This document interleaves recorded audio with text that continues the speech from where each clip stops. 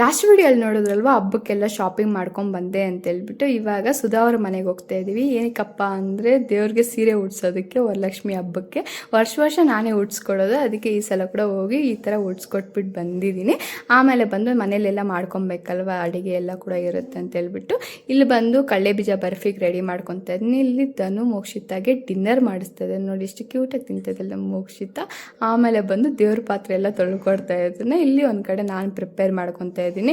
Full ಅಡುಗೆನೇ ಇವತ್ತು. ಮತ್ತೆ ಬಂದು ಕಳ್ಳೆಪುರಿ ಲಡ್ಡು ಫಸ್ಟ್ ಟೈಮ್ ಮಾಡಿದೆ, ಈ ಥರ ಚೆನ್ನಾಗಿ ಬಂದಿತ್ತು. ನೆಕ್ಸ್ಟ್ ಬಂದಿಲ್ಲಿ ರವೆ ಲಡ್ಡು ಪ್ರಿಪೇರ್ ಮಾಡ್ಕೊತಾ ಇದ್ದೀನಿ. ಸ್ವಲ್ಪ ಕ್ವಾಂಟಿಟಿನೇ ಎಲ್ಲನೂ ಮಾಡ್ಕೊತಾ ಇರೋದು. ದೇವ್ರ ಗಿಡಕ್ಕೆ ಮಾತ್ರ ಸ್ವಲ್ಪ ದೊಡ್ಡದಾಗಿ ಮಾಡ್ಕೊತಾ ಇದ್ದೀನಿ ಈಸಿಯಾಗಿ. ಇದರಲ್ಲಿ ನನ್ನ ರೆಸಿಪಿ ತೋರಿಸ್ಕೊಟ್ಟಿಲ್ಲ, ಎಲ್ಲರಿಗೂ ಆಲ್ಮೋಸ್ಟ್ ಗೊತ್ತಿರುತ್ತೆ ಅಂತೇಳ್ಬಿಟ್ಟು ಈ ಥರ ಮಾಡ್ಕೊಂಡಿದ್ದೀನಿ. ನೋಡಿ ಎಷ್ಟು ಚೆನ್ನಾಗಿ ಕಾಣ್ತಿದೆ ಅಂತೇಳ್ಬಿಟ್ಟು ಈ ಥರ ಎಲ್ಲ ಅಡುಗೆ ರೆಡಿ ಮಾಡಿಕೊಂಡು ಒಂದು ಕಡೆ ಮನು ಕೂಡ ಹೂವು ಎಲ್ಲ ಹೊಲಿತಾ ಇದ್ದಾನೆ. 11 ಗಂಟೆ ರಾತ್ರಿಯಲ್ಲಿ ರಂಗೋಲಿ ಹಾಕ್ತಾಯಿದ್ದೀನಿ ಇಲ್ಲಿ ನಾನು.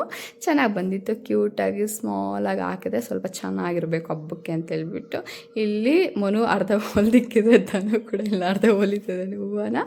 ಆಮೇಲೆ ಎಲ್ಲ ಹೊಲ್ದಾದ್ಮೇಲೆ ಲಾಸ್ಟಾಗಿ ಸೀರೆ ಉಡ್ಸೋಣ ಅಂತೇಳ್ಬಿಟ್ಟು ಆರೆಂಜ್ ಕಲರ್ ಸ್ಯಾರಿ ತೊಗೊಂಡಿದ್ದೀನಿ. ಈ ಥರ ಸಿಂಪಲಾಗಿ ಉಡ್ಸಿದ್ದೀನಿ. ಆಮೇಲೆ ಬಂದು ಜ್ಯುವೆಲ್ರಿ ಕೂಡ ಎಲ್ಲ ಹಾಕ್ತಾಯಿದ್ದೀನಿ. ಮತ್ತು ಮಿಕ್ಕಿದ್ದೆಲ್ಲ ಮತ್ತೆ ರೆಡಿ ಮಾಡ್ಕೊಳ್ಳೋಣ ಅಂತೇಳ್ಬಿಟ್ಟು ಜಡೆ ಎಲ್ಲ ಹಾಕಿ ಕರೆಕ್ಟಾಗಿ ಮ್ಯಾಚ್ ಆಗಿದೆ ಸ್ಯಾರಿಗೂ ಜ್ಯುವೆಲ್ರಿಗೆಲ್ಲ ಕೂಡ. ನೆಕ್ಸ್ಟ್ ವೀಡಿಯೋ ಕಂಟಿನ್ಯೂ ಮಾಡ್ತೀನಿ. ಬಾಯ್.